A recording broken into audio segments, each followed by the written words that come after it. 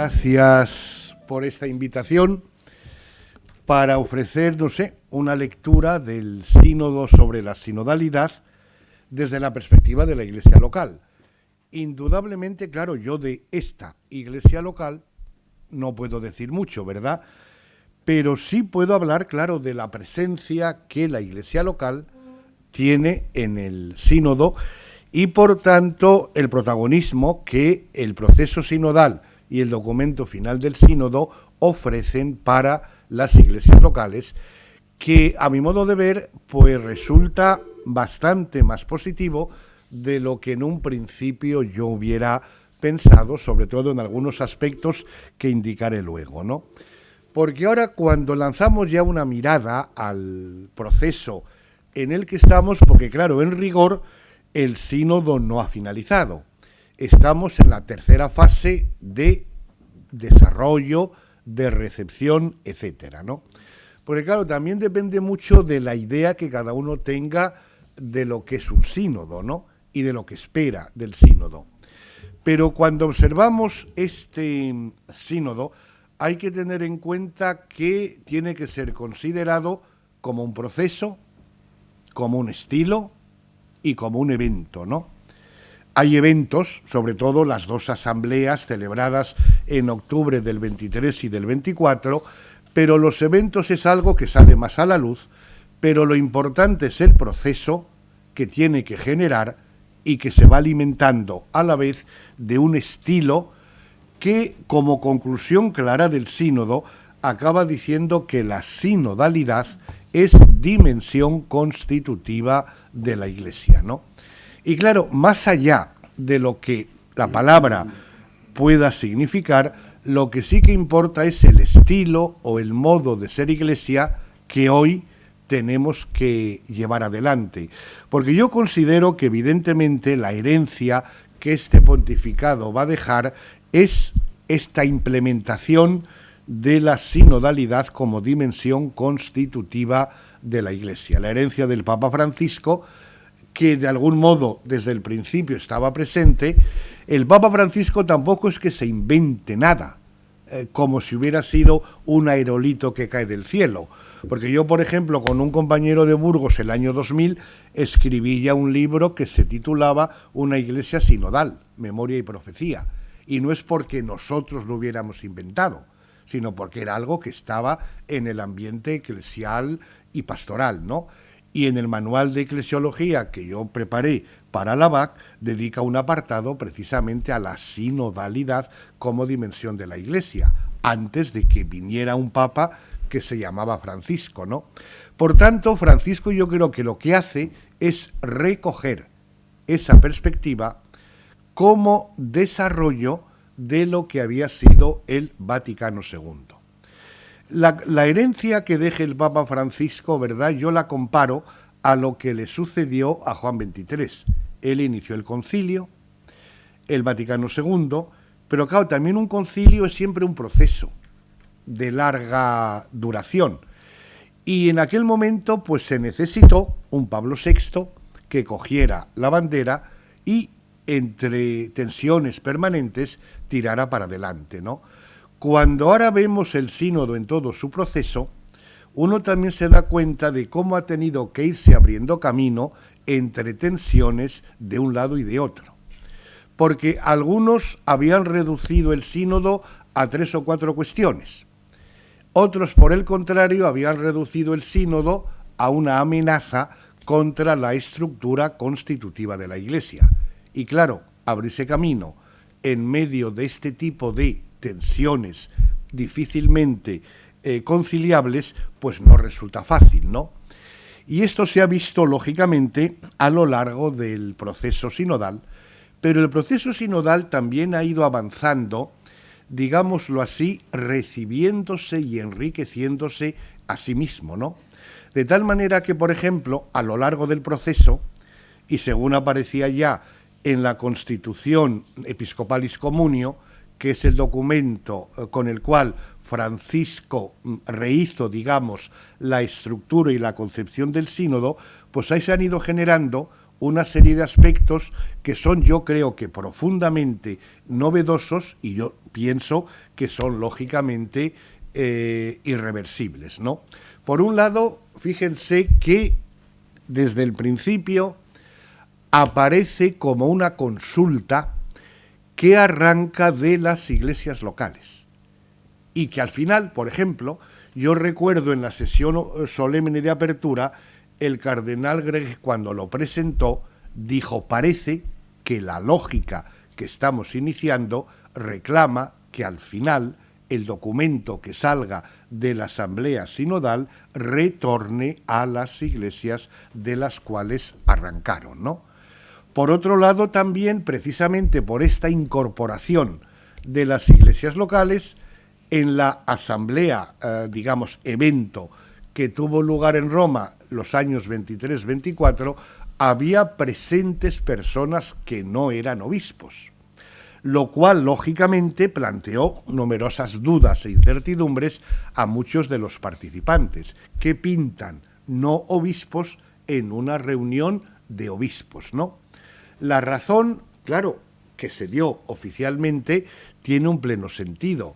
Esos no obispos que están allí presentes están como testigos del proceso sinodal. Es decir, si arrancó de las iglesias locales y luego ha habido momentos a nivel nacional, a nivel continental, etcétera, lo lógico es que al final haya también, testigos junto a los obispos de ese tipo de proceso, ¿no?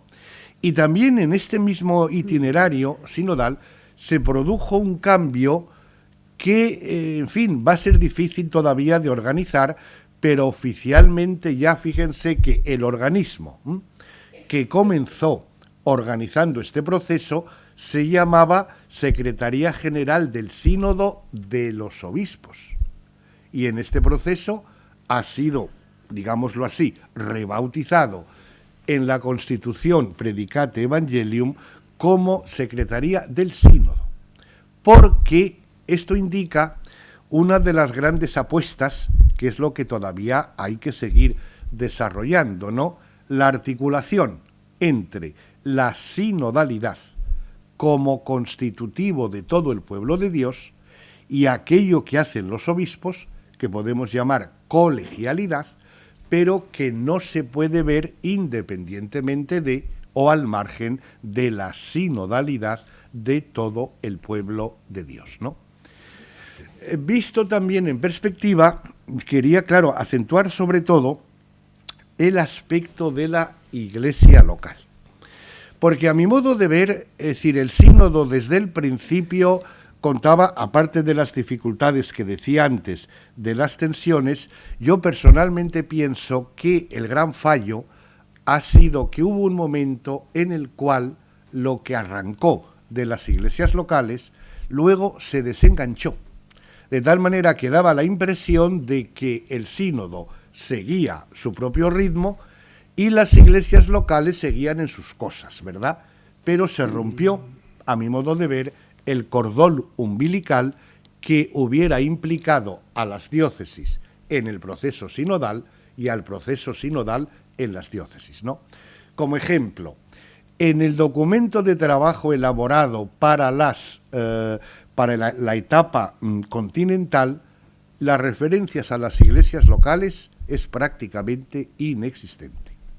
Y sin embargo, en el documento final, que es lo que más quería yo destacar ahora, aparecen de un modo muy manifiesto. Evidentemente esto es porque ha habido muchas voces, opiniones, ¿verdad? Y sobre todo se han hecho presentes las iglesias en la variedad de sus rostros dentro de la existencia de la Iglesia, ¿no?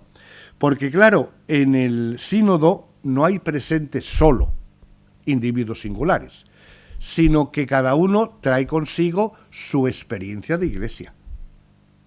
Una iglesia plural, una iglesia que además, como vemos, yo creo que es un buen símbolo de lo que es este estilo, es lo de las mesas redondas, donde todos se miran a la cara, donde todos hablan desde el mismo nivel, donde todos tienen que hablar y todos tienen que escucharse, porque en el fondo no se trata simplemente de argumentar contra, sino de escucharse para entre todos poder escuchar, ¿no?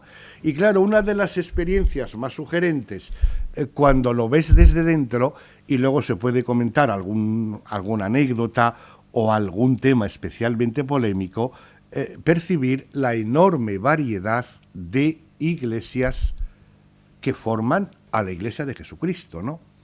Y aquí es donde yo veo el desarrollo de recepción creativa de este sínodo respecto al Concilio Vaticano II. Porque evidentemente se trata de una recepción que se refiere permanentemente a los textos del Concilio Vaticano II, pero es que, claro, el mismo Vaticano II, a mi modo de ver, todavía suena un poco, como decir, abstracto o genérico, ¿no? Por un lado, porque en el Vaticano II las iglesias locales como tal no juegan un gran papel. Es un tema que se fue introduciendo en el proceso conciliar, pero que no acaba de imprimir la reflexión global del Concilio Vaticano II, ¿no? Y luego, por otro lado, los textos del concilio, a mi modo de ver, hablan todavía de un modo un poco abstracto, sin reconocer lo concreto y la variedad de la experiencia eclesial. Es decir, del concilio para acá se han multiplicado lo que yo denomino protagonistas en la Iglesia. Se han multiplicado los protagonistas. Por un lado, porque los laicos han ido adquiriendo conciencia de su dignidad y de su autonomía. Por otro lado, porque han ido surgiendo numerosos carismas, movimientos, etcétera, que no estaban previstos en el concilio, ¿no? Y por otro lado, en el desarrollo postconciliar se han ido afirmando las iglesias locales. De tal manera que lo que el Concilio Vaticano II denominaba, de paso, communio ecclesiarum, es decir, comunión de iglesias, la Iglesia de Jesucristo es la comunión de iglesias, eso se ha hecho realidad en el periodo postconciliar. Y claro, para mantener la armonía y la unidad en esa enorme variedad, es cuando uno se admira de lo difícil y lo necesario de un primado en la Iglesia Católica que sepa conjugar en armonía tanta diversidad, ¿no? Voy a contar, por ejemplo, una anécdota de las tensiones, si queréis, que fueron surgiendo en aquel momento para dar visibilidad a esto, ¿no? En el año 23, ¿verdad?, en el esbozo de texto que se había hecho para someterlo a la aprobación de la Asamblea, había unas referencias muy explícitas a la problemática LGTBI. Y no se decía nada, por ejemplo, del tema de la poligamia en África. Claro, en las intervenciones en el aula y en los trabajos en grupos, los africanos habían dicho: nuestro problema es el de la poligamia, no el de lo LGTBI. Claro, se veía al ver las enmiendas que se presentaron que si el texto permanecía como estaba, no iba a ser aprobado en esos números, porque africanos iban a votar en contra. La Europa Oriental también, gran parte de Asia también. Entonces, claro, ¿qué se hizo? Se suavizó la referencia a la problemática LGTBI y se explicitó el tema de la poligamia. Porque no lo olvidemos, las iglesias reflejan su cultura. Y claro, los africanos pensaban: ya estamos otra vez con intentos de colonización ideológica. Y ya se acabó el colonialismo. Y por tanto ahora los occidentales que tienen esa preocupación defienden lo suyo. Y nosotros que somos, y ya ven luego la reacción que hubo cuando el Papa publicó el tema sobre la posible bendición de fiducia supplicans, ¿no? como los africanos, sobre todo el cardenal Agambo, ¿verdad?, encabezó, entre comillas, la oposición de los africanos. Y yo he oído a algunos exponentes africanos que decían, y el Papa tuvo que ceder. Quiero decir, las iglesias se afirman, tienen derecho, pero esta afirmación de las iglesias genera, pues eso, tensiones que hay que buscar el equilibrio y la armonía. Por otro lado, al empezar la segunda sesión en Roma del sínodo, en este entretiempo habían sucedido, claro, algunas intervenciones que a muchos miembros de la Asamblea les habían molestado, ¿no? Es decir, determinadas intervenciones del Papa, por ejemplo, cuando él en una entrevista cerró la cuestión del diaconado femenino, ¿no? O, por ejemplo, el mismo Fiducia Supplicans, ¿no? Y luego la constitución de 10 grupos de trabajo que iban a tocar esos temas más polémicos y que quedaban, por así decir, sustraídos a la Asamblea para ser trabajado por grupos especializados que conocían el tema, ¿no? Claro, en eso se podía percibir, por un lado, una intervención inadecuada del primado en un proceso sinodal. Es decir, lo más lógico hubiera sido no haber intervenido hasta que no acabara la asamblea, ¿no? Por otro lado, algunos veían ahí un intento por parte de la curia de dominar ese tipo de temas, ¿no? Y bueno, ecos de esta polémica pervivieron en la segunda asamblea de octubre, hasta el punto que entre pasillos sí que hubo un momento en el cual había mucha gente, y yo en parte también, que pensábamos, ¿y qué podrá salir este año? Porque claro, algunos decían, no va a salir un ratón, después lo que parecía que iba a dar a luz no sé qué. Ahora, visto en conjunto, yo sinceramente creo que el liberar este tipo de cuestiones, pues tal vez ha permitido centrar la atención y la reflexión en cuestiones que yo reduzco a esta doble coordenada. Es decir, lo que deja el documento final del sínodo es una aportación para crear la cultura eclesial que necesitamos, que ya no es la del Vaticano II, para configurar o reconfigurar el sujeto eclesial, que yo creo que es la gran tarea pendiente, reconfigurar el sujeto eclesial, ¿no? Y aquí es el punto donde, a mi modo de ver, las iglesias locales ocupan todo, casi todo, el espacio. Y hay un dato, ¿verdad?, que puede parecer una sutileza teológica, pero que está cargada de intención y de repercusiones.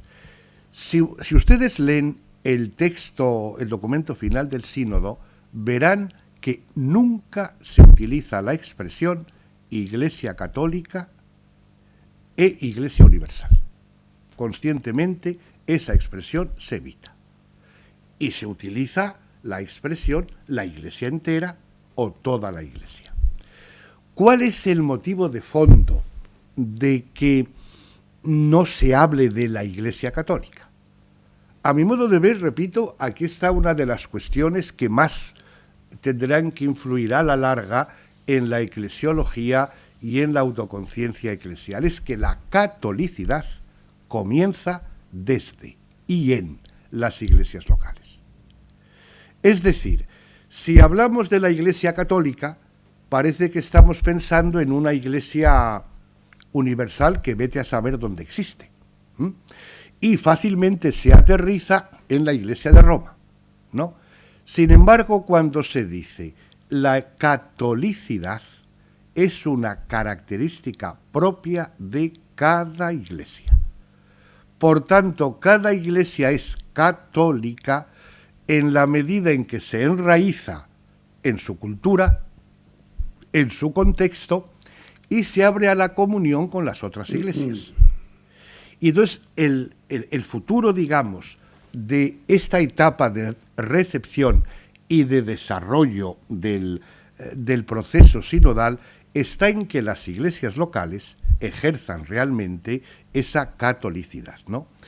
Y si ven el mismo texto, pues verán la frecuencia totalmente insistente en decir, las iglesias, a la luz de su contexto, tienen que o pueden realizar determinados discernimientos, iniciativas creativas, propuestas, etcétera, ¿no?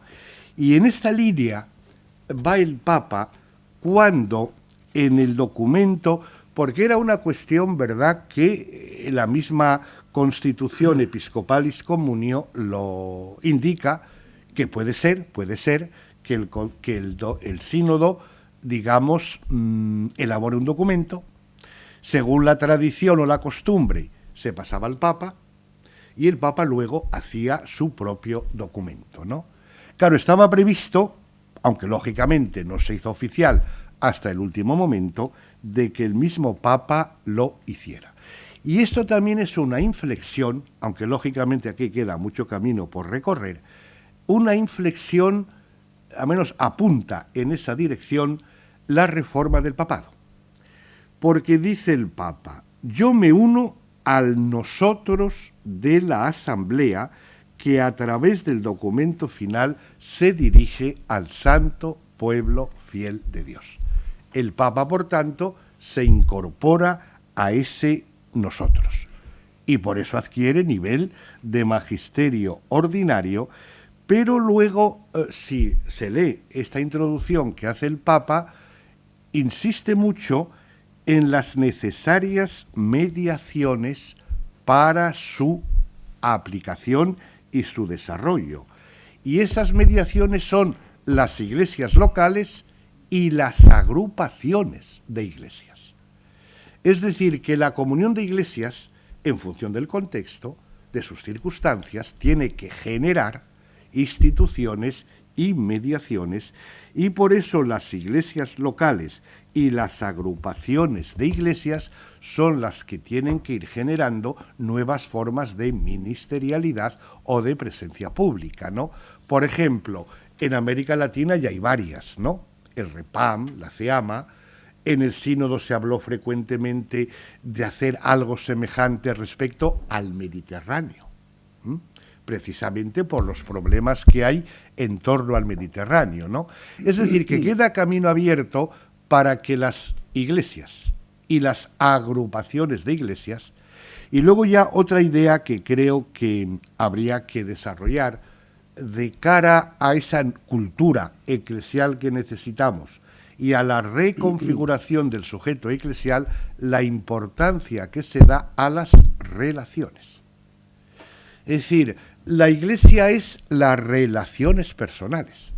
La Iglesia somos las personas que la formamos, ¿no? Esto, por ejemplo, en el Vaticano II, yo escribí un artículo hace 3 o 4 años, ¿verdad?, en el cual decía, hombre, es que en el Vaticano II, por ejemplo, la relación del obispo con su Iglesia prácticamente no existe. Se metió al final. Y sin embargo, en el sínodo, todo el capítulo 2 está dedicado a las relaciones, que son las que tienen que irse convirtiendo para que el sujeto eclesial sea realmente sujeto, y en el seno de las relaciones, pues es donde se habla de vocaciones, carismas, ministerios, y es donde se dice, por ejemplo, en esas relaciones transformadas, habría que ver si determinadas funciones que desarrollan los ministros ordenados no podrían o deberían realizarlo otras personas. O, por ejemplo, el ministro ordenado y concretamente el obispo no puede actuar al margen de las relaciones. Entonces, claro, hay que cultivar las relaciones para que el sujeto eclesial sea realmente lo que tiene que ser. Y en esta línea va, por ejemplo, el cuidar o matizar la toma de decisiones. Es decir, en la Iglesia hay demasiadas decisiones que se toman unipersonalmente. El obispo, el papa, el párroco, el director de una asociación. Claro, el tomar decisiones unipersonales no corresponde a una iglesia que vive de relaciones.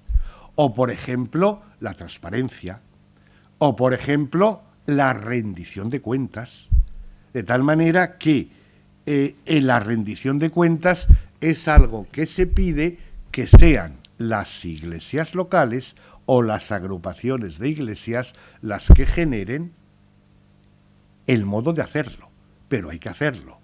O que los consejos de todo tipo funcionen, ¿no?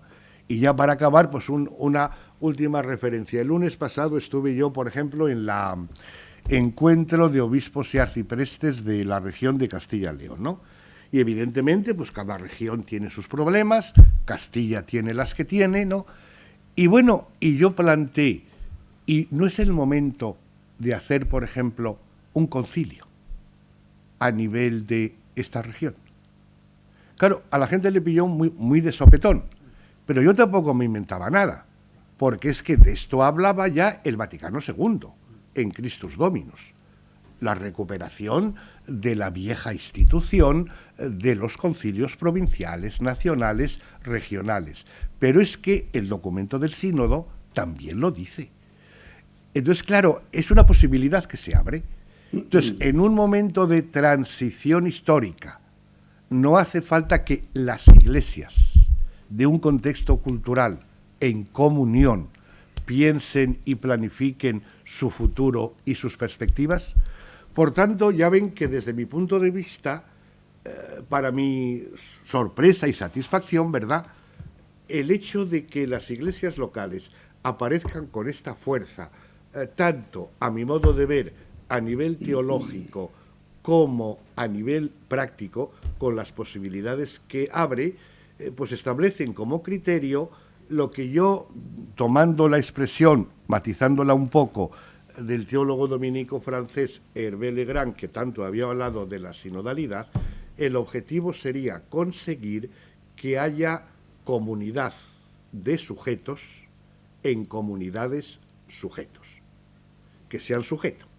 Y yo por aquí veo la respuesta a esa cultura eclesial que se necesita y también la configuración del sujeto eclesial que el sínodo abre como tarea de futuro. Bueno, media horita. Muy bien. Pues muchas gracias, Eloy, muchas gracias a vosotros que habéis venido hoy aquí a escucharnos a Eloy y a mí. Bueno, pues cuando la dirección del IDTP me propuso hablar de este tema, pues pactamos que tendría que haber como dos partes. Una primera parte, una lectura teológica del documento, yo dije empático-crítica, que es lo propio de un teólogo posconciliar, empático, leyendo desde sí mismo el documento, crítico, ver lo que puede haber de criticable, y luego hacer una segunda parte más una lectura implicativa. Aquí, en nuestra diócesis, sugerir qué es lo que me dice este documento final del sínodo como cura de esta diócesis. Adelanto que la primera parte, pues, voy a decir dos cositas, aunque para alegría de algunos de los presentes prácticamente ya está escrita, y por lo tanto, me detengo en la primera parte de lectura teológica en contextualizar qué es esto de la sinodalidad en Francisco, a lo largo de 5 o 6 intervenciones importantes que ha tenido a lo largo de su pontificado, y procedo a una lectura empática. La lectura empática del documento final del sínodo del 24, pues me lleva a reconocer 4 puntos que son importantes, que yo creo que son 4 indicaciones que yo creo que son importantes. La primera es que el sínodo dice a todos, nos dice a todas las iglesias, que hay que escuchar, regular e implementar en sintonía con el Vaticano II, bueno, esto es un tema importante, la sinodalidad del Santo Pueblo de Dios, que es infalible cuando cree. Importante. Herencia y anclaje en el Vaticano II. Esto de que el pueblo de Dios, el Santo Pueblo de Dios es infalible cuando cree, es del Vaticano II. Primera aportación importantísima, que bueno, esto habría que desarrollar, pero no es posible desarrollar. Segunda aportación de la lectura empática que hago yo de este documento del sínodo, teológica. Bueno, pues que hay que impulsar, como ha dicho muy bien Eloy, y en esto estoy de acuerdo con él, una pastoral creativa y valiente. En especial, que sea promotora de la ministerialidad de matriz laical. Tercera sugerencia que yo recojo como muy positiva del documento, pero que por otro lado se presta a un gran debate, que yo no voy a entrar ahora porque esto es un tema para muy, muy largo. Bueno, pues es recogiendo algo que el Papa dijo en el año 2015, pues que es importante que en la Iglesia exista una saludable descentralización. Y yo entiendo que esa descentralización saludable en la Iglesia tiene que afectar al gobierno, al magisterio y a la organización de la Iglesia, empezando por recuperar el protagonismo de las conferencias episcopales que Juan Pablo II, en Apóstolos Suos, en el año 1998, se cargó. Y la tercera, digo que es un tema importante, porque yo no creo que sea solo un problema de descentralización, es algo más, al cual me refiero un poquito más adelante. Y el tercer punto que recojo yo como altamente positivo, y que se presta también a mucho debate teológico, es lo que en repetidas ocasiones los padres y las madres sinodales, porque ha habido mujeres que han sido madres sinodales en este sínodo, pues califican como la corresponsabilidad diferenciada. Creo que es una expresión muy importante, porque eso afecta a lo que ya Francisco, en su programa de pontificado, Evangelii Gaudium, afecta a un papado que tiene que convertirse, pero afecta también a una jerarquía eclesial que tiene que convertirse, tanto en su comprensión de la autoridad y de su responsabilidad y de sus poderes, más que de autoridad, como en el ejercicio de la misma. Bueno, es un tema importante. Bueno, y luego, rápidamente me voy, porque no me da tiempo a explicar las cosas, a indicar cómo, en mi aportación, indico que hay dos infartos eclesiológicos que gravitan sobre este sínodo y una decisión papal que ha cuestionado, por lo menos en la Europa occidental, que es el espacio geográfico al que pertenecemos nosotros, ha cuestionado y ha restado credibilidad a este sínodo. Los dos infartos eclesiológicos que yo creo que arrastra este sínodo y todo el papado de Francisco es que Francisco habla de sinodalidad, de todo el pueblo de Dios infalible cuando cree, sin haber arreglado las cuentas con una cuestión que está pendiente del Vaticano II y que no ha sido recibida y que es la cuestión capital del Vaticano II, que es la relación entre primado papal y colegialidad episcopal. Es decir, en el Vaticano I se dice que la potestad de jurisdicción de la Iglesia, en el año 1870, la tiene el Papa por sí mismo. En el Vaticano II, en la Constitución dogmática Lumen Gentium sobre la Iglesia, en el número 12, se dice que el poder de jurisdicción de la Iglesia descansa en el colegio episcopal con el Papa. Por lo tanto, el poder de la Iglesia no es del Papa, ex esse, ex cátedra, es de todo el colegio con el Papa dentro. Bueno, esta que es la gran aportación, una de las grandes aportaciones del Vaticano II, que es entender el primado del Papa dentro de la colegialidad, porque al fin y al cabo el obispo de Roma es sucesor de los obispos de Pedro, como todos los obispos del mundo. Bueno, pues queda truncada en la famosa nota explicativa previa que se pone al final de la Constitución dogmática de la Iglesia, donde se dice que en la implementación de la colegialidad episcopal en el gobierno magisterio de la Iglesia, lo hará el Papa, dice en latín, propia discrecio o ad placitum, como le parezca buenamente. Con lo cual se asiste a una lectura de la gran aportación del Vaticano II, que es la colegialidad y que el poder de jurisdicción descansa en el colegio de los obispos, se vuelve al Vaticano I. Y con lo cual el Vaticano II está en la cuestión del poder en la Iglesia, está pendiente de recepción. Lo que se dice de los obispos del Papa, luego se dirá de los obispos en sus diócesis, que funcionan de manera unipersonal, absolutista y monárquica, ad placitum, propia discrecio, y de los párrocos también. Por eso solo existen consejos, pero no hay órganos de codecisión o de cogobierno. Y esta es la asignatura pendiente que tiene la concepción de sinodalidad de Francisco, que es un avance, indudablemente, porque recupera que todo el pueblo de Dios es infalible, pero tiene un concepto de sinodalidad fundamentalmente escuchante, aunque en Episcopalis Communio hay un número que es el 18.2, donde se dice que puede ser codecisivo el sínodo, y que por lo tanto se dice, ¿no? Puede ser codecisivo cuando el Papa así lo decida, y entonces lo que se apruebe en un sínodo será firmado sus actas por el Papa y por todos los padres y madres conciliares y será normativo para toda la Iglesia. No hemos llegado ahí y por lo tanto se ha aplicado el 18.1 de la Constitución dogmática, de la Constitución Apostólica Episcopalis Communio, donde se dice que el Papa asume lo que ha dicho, ha acordado el sínodo y lo asume como magisterio auténtico. Pero bueno, no es infalible, es falible. Bueno, esta es la primera cuestión. La segunda cuestión, rápidamente, porque ya me estoy liando más que las mantas. Bueno, la segunda cuestión es el otro infarto eclesiológico que está en la Constitución dogmática, que es entre el Lumen Gentium 10, donde se dice que todos los bautizados y bautizadas, por el hecho de ser bautizados, somos a la vez maestros, sacerdotes y reyes. Es decir, somos responsables de evangelizar, maestro, de difundir la palabra, sacerdotes, es decir, tenemos una responsabilidad, una espiritualidad, una participación en el mundo litúrgico. Y reyes, participamos por el bautismo del poder de Jesús. En los números 36 y 37 de esa Constitución dogmática sobre la Iglesia, Lumen Gentium, se dice una cosa que es sorprendente y que provoca lo que yo en alguna ocasión ya he escrito en varias cosas, he dicho que es el infarto teológico del Vaticano II. Que es que se dice que en el número 36 y 37 se dice que el poder en la Iglesia, la realeza, está reservado única y exclusivamente al ministerio ordenado.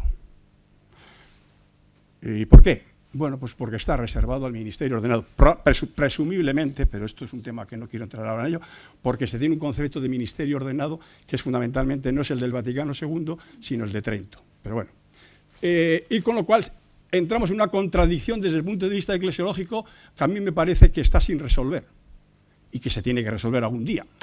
Sospecho que no lo veremos nosotros, pero probablemente igual vuestros hijos o los hijos de vuestros hijos lo tendrán que ver. ¿Por qué es más importante participar cuando los laicos ejercen responsabilidades ministeriales? Lo hacen por participación del poder del ministerio ordenado, del obispo o del párroco. ¿Y por qué es más importante el poder del ministerio ordenado que el poder que deriva de Cristo? ¿Alguien me lo quiere explicar? ¿Alguien? Bueno, esa es la contradicción eclesiológica importante. Y bueno, luego hay una tercera cuestión, decisión tomada por el Papa Francisco, que yo creo que ha gravitado, es muy importante, que es el tema de, ha hecho referencia a hoy, la retirada de 10 temas del sínodo, bueno, que no me voy a detener, bueno, pero que a pesar de todo no han sido retirados del todo, porque hay un tema que ha aparecido a pesar de que se retiró, que es el tema del el acceso de las mujeres al ministerio, bueno, al diaconado.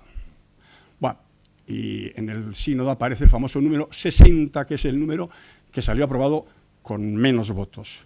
Bueno, yo pregunto, lo he leído, lo he repasado y he tratado de comparar lo que se dice en el número 60 con lo que dice Juan Pablo II en Ordinatio Sacerdotalis del año 1994 sobre la imposibilidad de que las mujeres accedan al sacerdocio. He comparado los dos textos y, excepto algunas referencias un poco así curiosas, la posición no ha cambiado. Es exactamente la misma. Estamos en el año 1994, por decisión del Papa Francisco, que ha dicho que este tema en su pontificado no se toca. Hombre, hablan ahora, en algún momento se ha hablado, de la posibilidad de instaurar, ojalá no pase porque sería una frustración inmensa, un ministerio laical instituido del diaconado femenino, lo cual sería una tomadura de pelo, dicho de una manera. Teológicamente hay más cosas que decir. Paso a la lectura implicativa, que es probablemente lo que puede ser más interesante de este asunto. Hay más cuestiones, pero no me las salto. Bueno, en la lectura implicativa que hago yo para mi diócesis, como cura de esta diócesis, bueno, yo tengo presente 4 referencias que creo que son importantes, que yo he tenido presente a la hora de hacer la lectura que os voy a ofrecer en 10 puntos. 10 indicaciones o 10 sugerencias que a mí me ha provocado la lectura de este documento final del sínodo leído desde esta diócesis. La primera referencia es que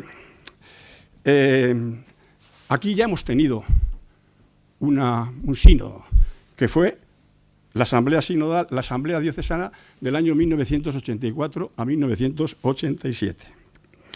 Yo creo que es una anticipación del camino que ha andado la Iglesia Universal estos últimos años, concretamente del año 21 al 24.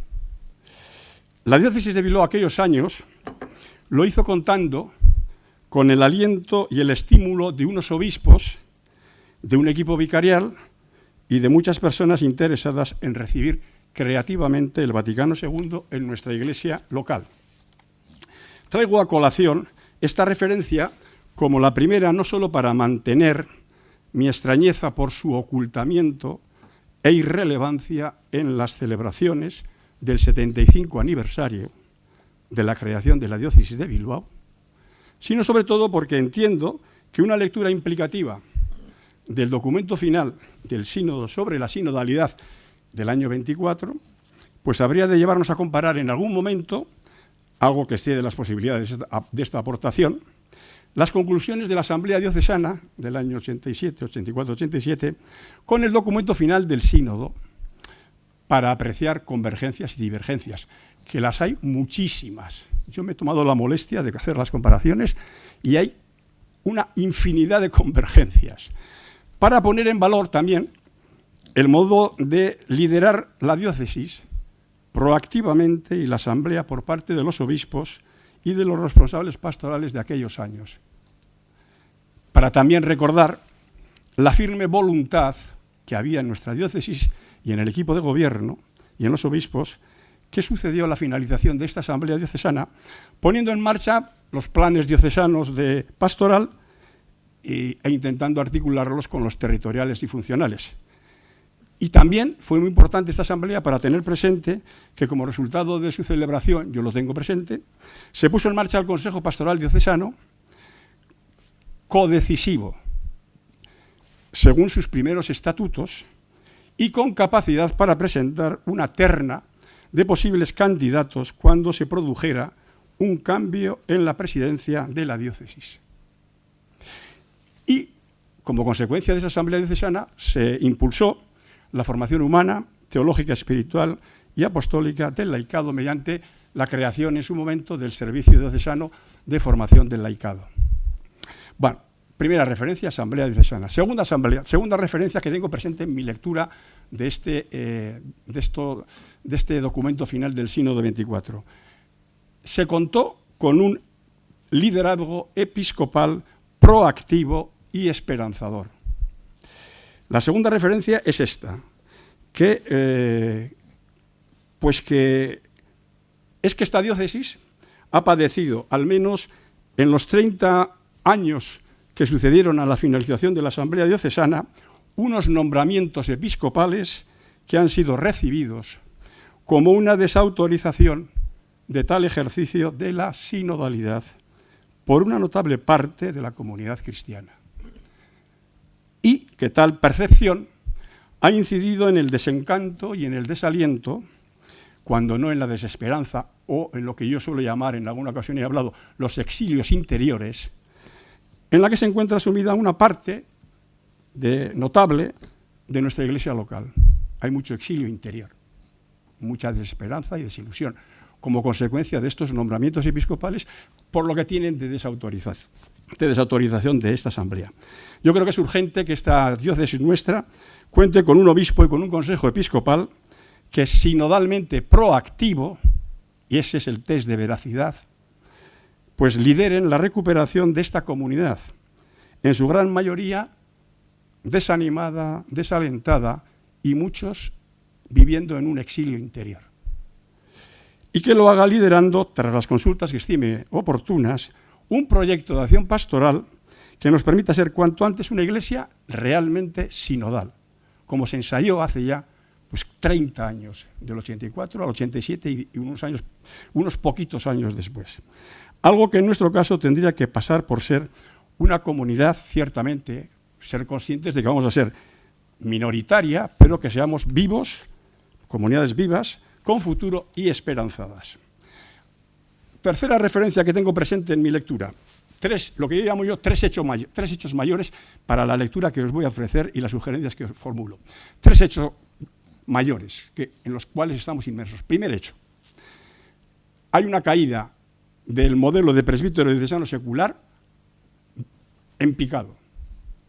Y es difícil que esto se recupere.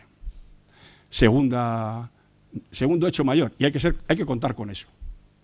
No va a haber a medio plazo ni a largo plazo, no es previsible que aquí haya un boom de seminaristas y de presbíteros.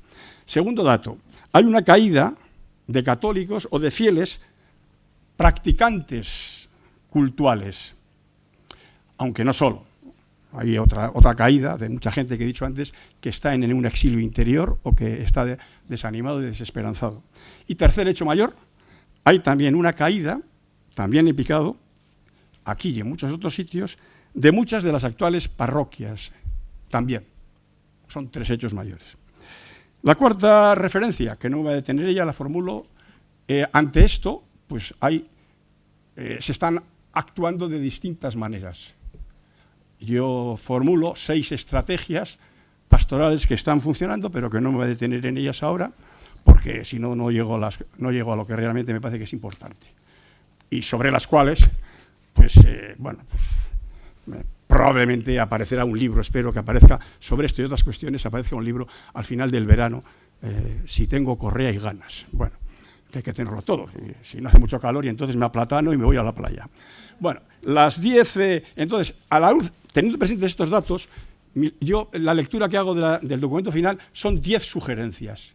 Propongo 10 sugerencias, teniendo presente, y en esto conecto también con el hoy, el número 94 del documento final del sínodo, que yo creo que es una evidencia, lo que se dice ahí, que se comprueba en nuestra diócesis, al menos en los últimos 30 años.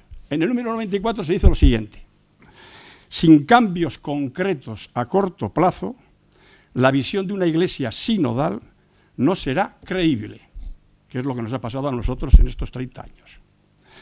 Y esto alejará a los miembros del pueblo de Dios, que han sacado fuerzas y esperanzas del camino sinodal. Alejará de la iglesia a muchos miembros que apostaron por la asamblea diocesana y luego la han tratado de torpedear por activa y por pasiva. Y dice, corresponde, y en esto, a las iglesias locales, es decir, a la diócesis de Bilbao, encontrar modalidades adecuadas, indicaciones, para poner en práctica este camino de a ver si es posible, igual es la última oportunidad, salir a flote, por lo menos como comunidades vivas y futuro, minoritarias, pequeñas, pero alegres y combativas.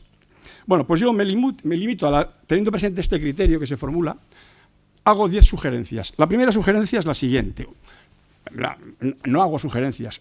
La lectura me provoca estas sugerencias. Primera sugerencia que me provoca la lectura del documento final, que está inspirado en el número 117 del documento del sínodo, cuando dice que en muchas regiones del mundo las pequeñas comunidades cristianas o comunidades eclesiales de base son el terreno en el que pueden florecer intensas relaciones de proximidad y de reciprocidad, ofreciendo una oportunidad concretamente a la sinodalidad.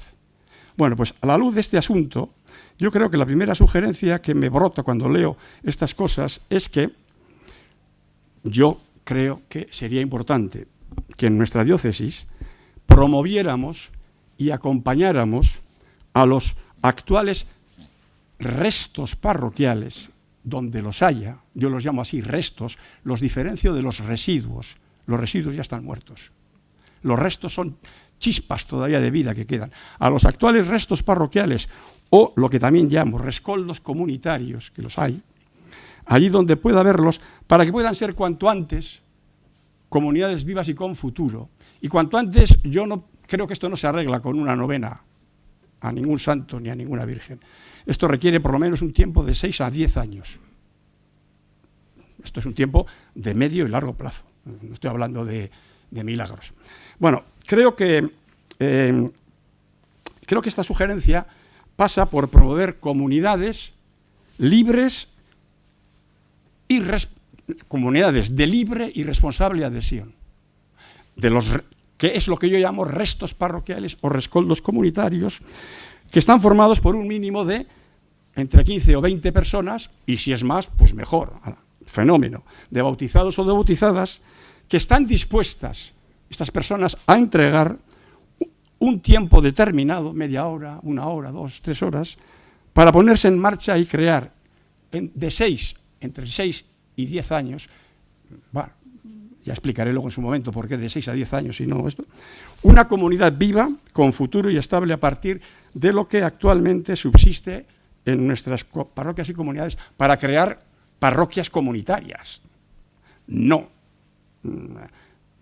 formados por cristianos solo, digamos que van al culto, sino que hay un núcleo comunitario que es vivo, fecundo. Bueno, esto quiere decir, en esta primera sugerencia que hago, claro, que este resto comunitario, que este resto parroquial o este rescoldo comunitario, hay que alentar, los responsables pastorales tienen que alentar estos y acompañar y promover. ¿Y de qué manera? Creando lo que yo llamo, o bueno, algunos llaman, los equipos pastorales o ministeriales de base.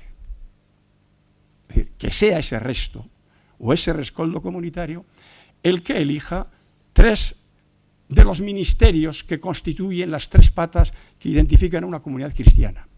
El ministerio, la pata o el pilar de la palabra, del anuncio, de la evangelización, que irá acompañado pues, por un pequeño grupito. El ministerio, la pata, de la celebración, del culto, de la espiritualidad, de la experiencia religiosa, del encuentro con Dios, con otro pequeño grupo de personas, de esos que se adhieren voluntaria, libre y responsablemente, y el ministerio de la caridad y de la justicia, que me parece que es capital, que creo que lleva muchos años secuestrado en manos de una institución que, igual como puede ser Cáritas, que es una institución que tiene que recolocarse en un proyecto de iglesia de futuro. Recolocarse porque hay que promover el ministerio de la caridad y de la justicia si realmente queremos tener unas comunidades con una espiritualidad con carne y con una formación teológica que brota del programa de Jesús en el Monte de las Bienaventuranzas y en la parábola del juicio final. 3 ministerios y algunas cositas más. Por lo tanto, habría que decir algunas cositas más, pero no me detengo. Con esto es suficiente. Son varias pinceladas nada más para que se diga qué es esto de favorecer comunidades de libre adhesión y responsable, porque yo me comprometo. Luego hay que cuidar las relaciones de este pequeño primer círculo con los otros círculos, con los dominicales, con los que están más asentados, con los religiosos, con otro tipo.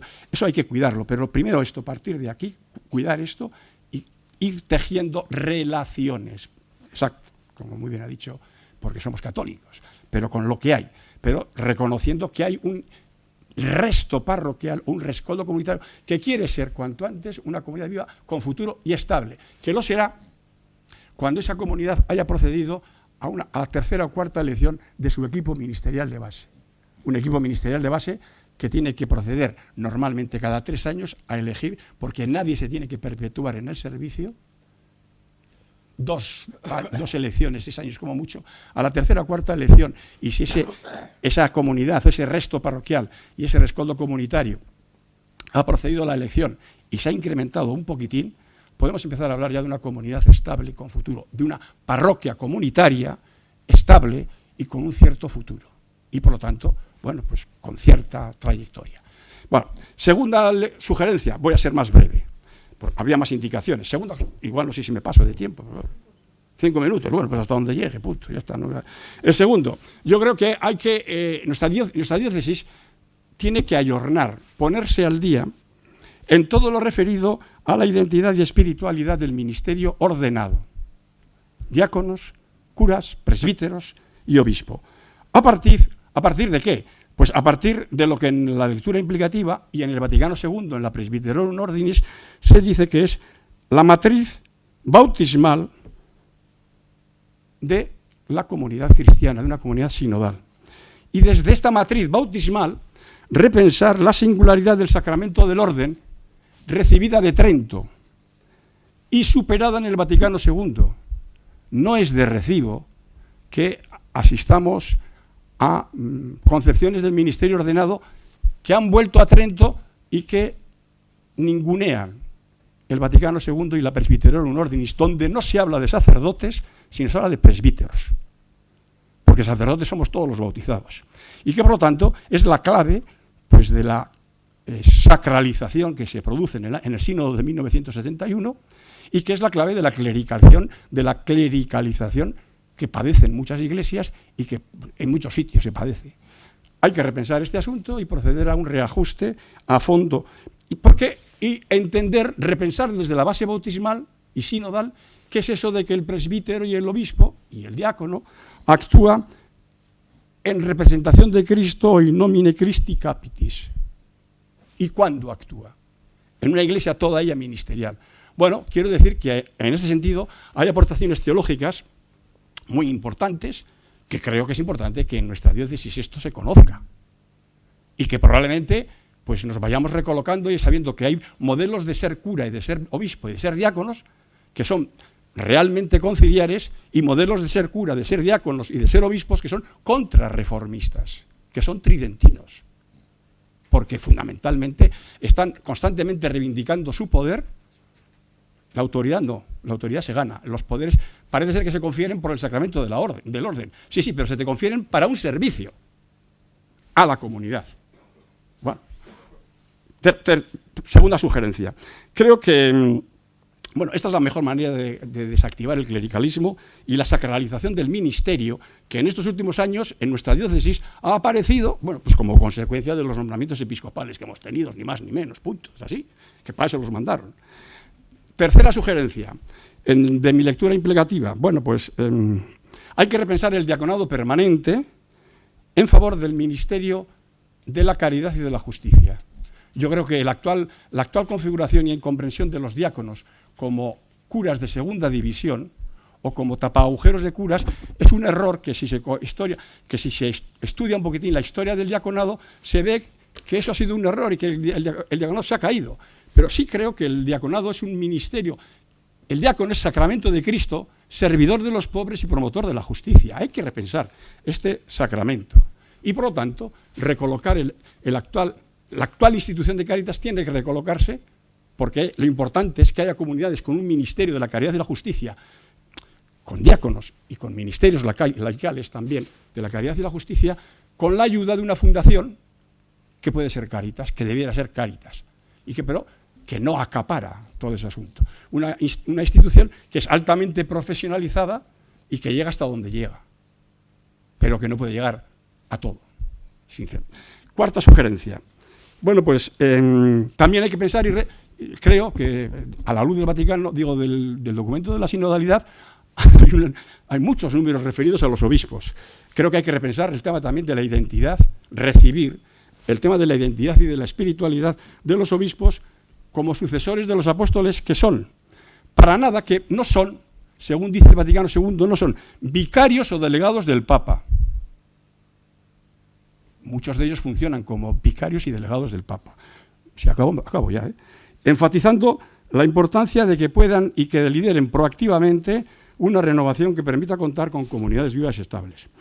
Además, en el número 135 del documento final se dice que el ejercicio del episcopado, no solo y por tanto del presbiterado, del diaconado, tiene que ser sometido a evaluaciones periódicas. Número 135 tiene que ser sometido a evaluaciones periódicas. Se deduce de ahí. Quinta sugerencia, creo que hay que repensar también el papel de los laicos con encomienda pastoral y profesionalizados. Me parece que yo creo que una razón fundamental de su tarea tiene que ser la de acompañar teológica y espiritual y pastoralmente a los equipos ministeriales de base cuando lo necesiten y lo demanden. Nunca como gestores o coordinadores de los mismos o por encima de ellos. Hay que repensar esa figura. Es una figura que habría que hablar con un poco más de detenimiento y que en las estrategias cito. Sexta sugerencia. Evidentemente se requieren consejos pastorales, parroquiales y también el diocesano, que sean codecisivos. Codecisivos. Si todo el pueblo de Dios es infalible cuando cree, pues hombre, lo lógico es que también tengamos capacidad para codecidir. Y por lo tanto, en los números 36, 89, 92 se hablan de estas cuestiones. Bueno, creo que es lo de la corresponsabilidad diferenciada. Claro, que es un tema muy importante. Hay responsabilidades diferenciadas, evidentemente, porque no es lo mismo la misión de un obispo, de un cura, de un diácono o de un laico. Pero nadie ha dicho que esa diferencia tenga que ser, desde un punto de vista humano, el modelo absolutista, monárquico y medieval de una monarquía, que concentra en sí el poder ejecutivo, el legislativo y el judicial, que es lo que son actualmente la manera de entender los poderes en la Iglesia desde Trento. ¿Por qué no puede ser un modelo codecisivo, como ya se está ensayando en muchas iglesias europeas, centroeuropeas? Y evidentemente, donde se regule la responsabilidad que tiene el ministerio laical para que en los consejos y de los cuales presiden o copresiden se garantice la unidad de fe y la comunión eclesial. Pero eso hay que regularlo, como estaba regulado en las primeras iglesias de los primeros tiempos y como se empieza a regular también en estos momentos en muchas iglesias centroeuropeas, que haber materiales y experiencias haylas, e incluso con recognicio por parte de Roma. Esto se está haciendo ya. ¿Por qué no puede hacerse en nuestra diócesis esto? ¿Por qué no se abre un debate al respecto? Por ejemplo, séptima, evidentemente, yo creo que hay que recuperar la capacidad que tenía el Consejo Pastoral Diocesano de nombrar una terna cuando haya que proceder a una elección de obispos, de un nuevo obispo. Y si llega eso se tenía que haber hecho también en el caso de que llegue un obispo digamos, auxiliar a Bilbao, bueno, del que se habla ya, parece que va a caer ya la China, parece que hay. Bueno, lo dice en el número 70 del documento final. Dice, la Asamblea Sinodal desea que el pueblo de Dios tenga más voz en la elección de los obispos. Pero más voz no es solo consulta individual, como hace el nuncio ahora, sino consulta de los consejos de la sinodalidad. Octava asamblea, octava conclusión, rápidamente. Crear, en el número 180 se dice, son cortitas, la Asamblea propone que se valoricen más el sínodo diocesano y la Asamblea diocesana como instancias para una consulta periódica. No queda el albur de que no, es que no hay masa crítica, como se oye escuchar de vez en cuando. ¿Por qué no hacemos una asamblea diocesana? No hay masa crítica, no es el tiempo. Mire usted, no, hay que hacer una asamblea, y sale lo que tenga que salir, punto. Y si somos feos, pues nos reconocemos como feos. Y si somos guapos y fantásticos, nos reconocemos, pero que nos sepamos quiénes somos. Por lo tanto, consultas periódicas por parte del obispo de la porción del pueblo que le ha sido confiada. No es de recibo esperar casi más de 40 años para plantearnos hacer una asamblea o una asamblea diocesana y entender que eso lo suple una consulta al pueblo de Dios, donde no hay tiempo ni para discutir, para hablar y plantearse el futuro y discutir sobre esto y dialogar. Novena y anteúltima, y acabo. Crear una conferencia episcopal vasca, números 120 y 126. Impulsar la creación. No tiene sentido que nosotros formemos parte del arzobispado de Burgos, con todos mis respetos al hoy bueno. Yo no tengo nada que ver. Ya lo sé que no tienes nada, pero eres de Burgos, el profesor de Burgos. Es decir, y Vitoria pues forma parte de Pamplona. Y nos planteemos ahora si los seminaristas van a ir a Burgos o van a ir a Pamplona, porque a Vitoria no pueden ir. Bueno, van a ir a Pamplona, parece ser, los que haya, que no sé si queda alguno. ¿No? Y último punto, bueno, pues en el documento final de esto se habla mucho de la importancia de que es decir, cuando una iglesia, una comunidad, entiende que hay que poner en funcionamiento determinadas decisiones, iniciativas por el bien y el futuro de la iglesia, que rompen, se saltan lo que está canónicamente legislado, que por cierto se dice que hay que revisarlo, el Código de Derecho Canónico, se dice que los obispos tienen que ir a Roma a solicitar lo que se llama la recognicio, es decir, que lo que se propone esa iglesia, Roma lo acoge como realmente necesario. Bueno, pues hay muchas diócesis, o muchas, unas cuantas diócesis que ya tienen en Europa, tienen vicarias territoriales. Y esto no está recogido en el Código de Derecho Canónico, pero que esos obispos han visto que era necesario esto, han ido a Roma, han pedido la recognicio y han venido encantados, porque a diferencia de la administración de la curia de hace 15 o 20 años, donde eran recibidos casi con metralletas y cañones, pues se les recibe proactivamente y se les da sugerencias para implementar y poner este tipo de iniciativas u otras. Bueno, yo creo que es importante que tengamos un obispo y un equipo de gobierno que repiense esto de lo que se llama la recognición católica, cuando ante determinadas decisiones o propuestas que se puedan formular, pues igual hay que pedir la recognición a Roma. Igual resulta que Roma lo concede. Me callo.